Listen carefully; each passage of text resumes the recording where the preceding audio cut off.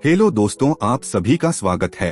आज हम 2016 की एक थ्रिलर फिल्म को कवर कर रहे हैं जो कि एक सच्ची कहानी पर आधारित है। मूवी को गर्ल इन द बॉक्स कहा जाता है। मूवी के स्टार्ट में हमें एक कपल को दिखाया जाता है जो कि किसी डेड बॉडी को ठिकाने लगा रहे थे। यहाँ पर जेनिस बहुत ज्यादा डरी हुई थी, लेकिन उसका हस्बैंड उसको कहता है कि ये सिर्फ एक हादसा था। सीन शिफ्ट होता है और हम एक यंग और ब्यूटीफुल लड़की को देखते हैं जिसका नाम कॉलिन था। कॉलिन यहाँ पर किसी से लिफ्ट का इंतजार कर रही थी। तभी यहाँ पर उसको जेनिस और कैमरॉन की गाड़ी मिलती है। वो उन दोनों से लिफ्ट मांगती है और वो दोनों उसको लिफ्ट दे देते हैं। कॉलिन से पूछता है कि वो यहाँ पर क्यों आई है और क्या करने आई है। कॉलिन उसको बताती है कि उसकी फ्रेंड का बर्थडे है और वो उसको सरप्राइज देने आई है। और यहाँ पर कॉलिन बहुत बड़ी गलती कर देती है सरप्राइज बोलकर, क्योंकि अब कैमरॉन को पता चल गया था कि कॉलिन के फ्रेंड को कुछ भी नहीं पता। और अब कैमरॉन, जिसको कैम भी कहा जाता था, वो अब बहुत ज्यादा खुश हो गया था क्योंकि उसको कॉलिन को किडनैप करने का मौका मिल गया था।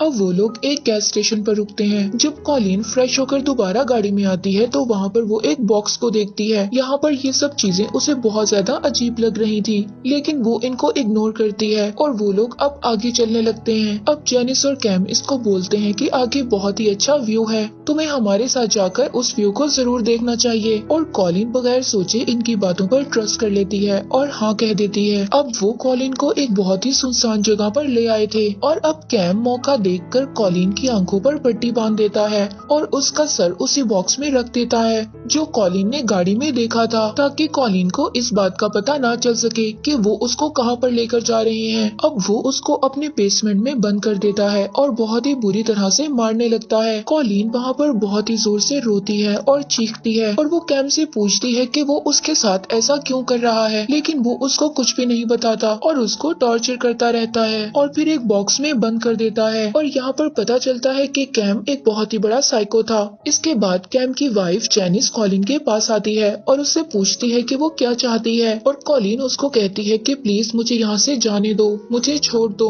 लेकिन जेनिस भी अपने साइको हस्बैंड की वजह से बहुत ज्यादा मजबूर थी, क्योंकि अगर उसने कॉलिन को छोड़ा तो वो उसको मार देगा। और फिर अगले दिन कैम कॉलिन के लिए कुछ खाने की चीजें और इस्तेमाल की चीजें लेकर आता है और उसको आकर वहाँ पर बहुत ज्यादा मारता है। तभी जब जेनिस उसकी चीखें सुनती है तो वो बहुत ज्यादा डिस्टर्ब हो जाती है और अपने हेडफोन के वॉल्यूम को और भी ज्यादा तेज कर लेती है ताकि कॉलिन की चीख उसको सुनाई ना दे। और यहीं पर हम देखते हैं कि उसी रात जेनिस अपने हस्बैंड से कहती है कि तुम मुझसे प्रॉमिस करो कि तुम उस लड़की के साथ कुछ भी गलत नहीं करोगे। और ये बात कैम उसकी मान जाता है, क्योंकि जेनिस उसकी वाइफ थी। वो नहीं चाहती थी कि उसका हस्बैंड किसी के साथ कुछ बुरा करे। और अब कैम कॉलिन को एक बड़े से बॉक्स में बंद कर देता है और उसमें ऑक्सीजन पाइप लगा देता है ताकि वो जिंदा रह सके और उस बॉक्स को बंद कर देता है। और कॉलिन उस बॉक्स में बहुत ज्यादा रोती है और उसको अपने डैड की याद आती है, क्योंकि उसके डैड ने उसको अकेले आने से मना किया था, लेकिन कॉलिन ने उनकी बात नहीं मानी और आज वो यहाँ पर फंस गई है। और दूसरी तरफ कॉलिन के मॉम एंड डैड बहुत ज्यादा परेशान थे और वो पुलिस में कॉलिन की मिसिंग कंप्लेन भी लिखवाते हैं। और अब 6 महीने गुजर जाते हैं, लेकिन इन्होंने कॉलिन को अभी भी कैद कर रखा हुआ था। और जेनिस कैम को गुड न्यूज देती है तो उनका बेबी आने वाला था और वो अपने हस्बैंड से कहती है कि उसे कॉलिन को छोड़ देना चाहिए, क्योंकि जब उनका बेबी इस दुनिया में आएगा तो ये सब देखकर उस पर बहुत बुरा असर पड़ेगा।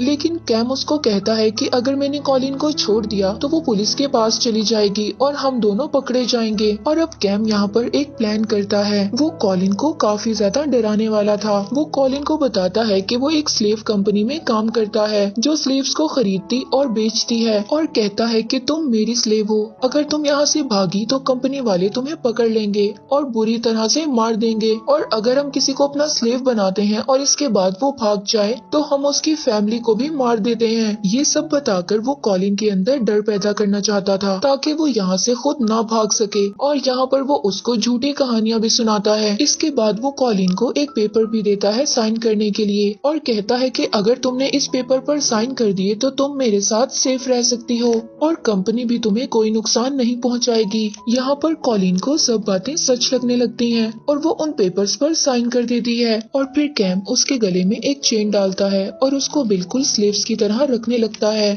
और कहता है कि कैम को मास्टर कहना होगा और जेनिस को मैम, और जब भी वो अटेंशन बोले तो उसे अपने हाथ ऊपर कर कर खड़े हो जाना है। और अब कैम डिसाइड करता है कि वो एक सुनसान जगह पर घर लेगा और अब 1 साल से ज्यादा का वक्त हो गया था और जेनिस के घर एक बेबी गर्ल पैदा होती है और हम यहाँ पर कॉलिन को देखते हैं जिसे कैम ने एक बॉक्स में बेड के नीचे सुला कर रखा था और वो उसे उस बॉक्स में से निकालता है और उसे अपनी बेटी को दिखाता है और अब वो उसकी बेटी को देखकर बहुत ज्यादा खुश हो जाती है क्योंकि उसने काफी टाइम के बाद किसी बच्चे को देखा था और उसको देखकर उसके चेहरे पर स्माइल आ जाती है और ऐसे ही वक्त गुजर जाता है और अब 2 साल हो गए थे। यहाँ पर जेनिस की बेटी भी बड़ी हो जाती है। तभी कॉलिन इन सबको खाना सर्व कर रही होती है और यहाँ पर कॉलिन से खाना सर्व करते हुए एक नाइफ नीचे गिर जाती है जिस पर कैम उसको अटेंशन बोलता है और कॉलिन अपने हाथ ऊपर कर कर खड़ी हो जाती है और कैम उसको फिर से वहाँ पर मारने लग जाता है और अब ये सब जेनिस से बर्दाश्त नहीं हो रहा था। वो कैम को ये सब रोकने का बोलती है और हम देखते हैं कि जेनिस को भी कहीं ना कहीं बुरा लग रहा था लेकिन वो कॉलिन की हेल्प नहीं कर पा रही थी क्योंकि शायद जेनिस अपने हस्बैंड से बहुत ज्यादा डरती थी। और फिर से अगले दिन कैम कॉलिन को कोई स्टोरी सुनाकर फिर से डराता है। वो उसको बताता है कि पास ही वाले टाउन में एक स्लेव अपने मास्टर को छोड़कर भाग गई थी और वो मदद के लिए एक पुलिस ऑफिसर के पास गई लेकिन वो पुलिस ऑफिसर भी हमारी ही कंपनी में काम करता था और फिर उसके बाद उस लड़की को पकड़ लिया गया और उसके हाथ, पाँव और जुबान को काट दिया। अब ये सब सुनकर कॉलिन और भी ज्यादा डर जाती है क्योंकि कैम कॉलिन को ये सब इसलिए बता रहा था क्योंकि वो उसको बाहर लेकर जाना चाहता था ताकि वो जब भी बाहर जाए वो किसी को कुछ भी ना बता सके। और यहाँ पर हम देखते हैं कि कॉलिन शायद थोड़ी सी बेवकूफ थी। वो कैम की हर बात पर यकीन कर रही थी। इसके बाद कैम इसको अपनी गाड़ी में बिठाकर अपनी वर्क प्लेस पर ले जाता है जहाँ पर वो लकड़ियाँ काटने का काम करता था। यहाँ पर वो कॉलिन को 2 आदमी दिखाता है जो कि इसके बॉस होते हैं और कहता है कि ये दोनों कंपनी के आदमी हैं। इनके सामने मुझे मास्टर ना बोलना। अब कॉलिन उसकी सारी बातें मान लेती है और कॉलिन को भी यहाँ पर आकर कुछ अच्छा फील हो रहा था।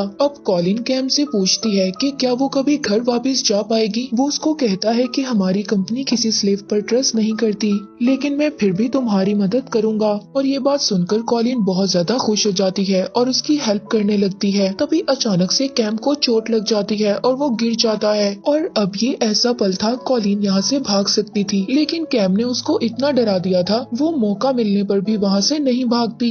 इसके बाद वो लोग घर आ जाते हैं और कॉलिन कैम को बैंडेज करती है और ये सब जब जेनिस देखती है अब उसको बहुत ज्यादा गुस्सा आ गया था और जेनिस अपने हस्बैंड से फाइट करती है और हम यहाँ पर देख पाते हैं कि कैम एक बहुत ही बुरा इंसान था। और इसी तरह अब वक्त गुजर रहा था और अब हमें 4 साल बाद का सीन दिखाया जाता है। यहाँ पर कॉलिन जेनिस की बेटी को देखती है जो कि थोड़ी बड़ी हो चुकी थी। ये देखकर कॉलिन बहुत ज्यादा शॉक्ड हो जाती है और कॉलिन जेनिस से पूछती है कि उसे यहाँ पर कितना वक्त हो गया है। एक्चुअली में कॉलिन को इस बात का आइडिया ही नहीं था कि उसे यहाँ पर आए हुए कितने साल हो चुके हैं। और जब एक दिन जेनिस और कैम घर पर नहीं होते तो कॉलिन को बहुत ही बुरे ड्रीम्स आते हैं और वो गॉड से पूछती है कि उसने लाइफ में कभी भी कुछ गलत नहीं किया तो उसके साथ ऐसा क्यों हो रहा है। और ये सब ड्रीम्स देखने के बाद वो काफी ज्यादा डर जाती है और बॉक्स को बहुत जोर से मारती है जिससे वो बॉक्स से बाहर आ जाती है। और अब जब वो लोग घर वापस आते हैं तो कैम टूटा हुआ बॉक्स देखता है। उसको ऐसा लगता है कि कॉलिन यहाँ से भाग गई है